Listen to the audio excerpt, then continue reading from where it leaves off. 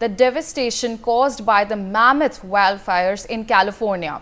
This trip is Trump's first visit outside Washington since his inauguration.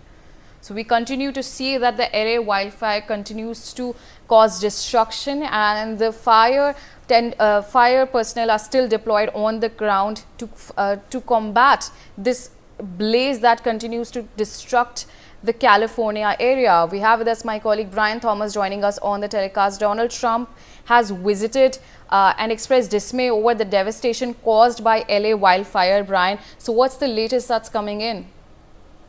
Well, Ria, now yes, US President Donald Trump has visited California to assess the devastation that is caused by wildfires and expressing dismay also at the scale of destruction.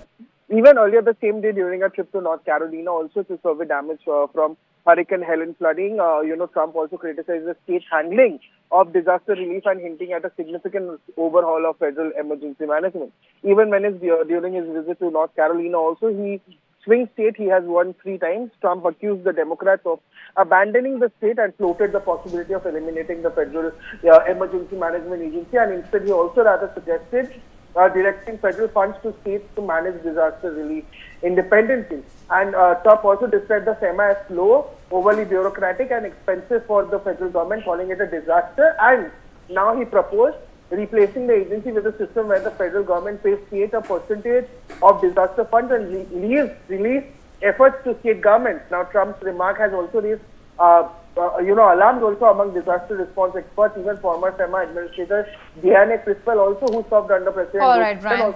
Thank you so much for joining us on the telecast.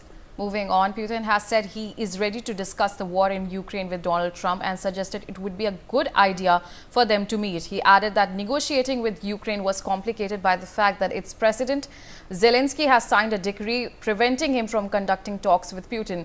He has also said that Russia-Ukraine war might have been prevented if US President Donald Trump was in power at the time. We have with us Brian Thomas. Brian, when it comes in terms of the US in US talking about the Russia-Ukraine war, now we are seeing that Putin has also responded about that. What are the details that are coming in?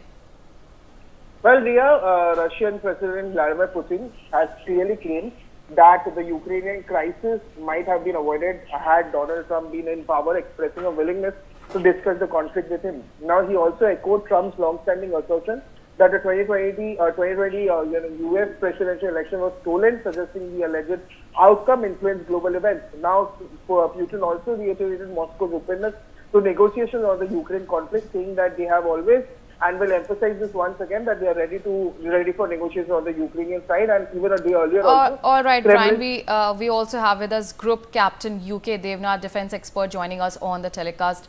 Group Captain UK Devnath, what do you think is the role of Trump when it comes to ending the Ukraine-Russia war? Do you think there's a possibility that he could achieve this? Ria, definitely. Absolutely, there is no doubt about it that if Trump wants, war can end actually in one day. All that he has to do is to speak to Zelensky and explain to Zelensky that Russia will continue to fight this war with Ukraine because Russia makes its own weapons, its own ammunition.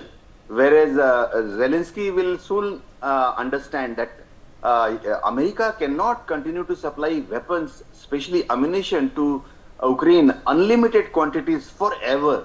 There has to be a time when Zelensky must understand. Trump will explain to him that there has to be a time when Zelensky must understand that America has already pumped in billions of dollars worth of arms, ammunition and weapon systems into Ukraine. And it is mostly with American taxpayers' money. Till now, Ukraine has not started paying back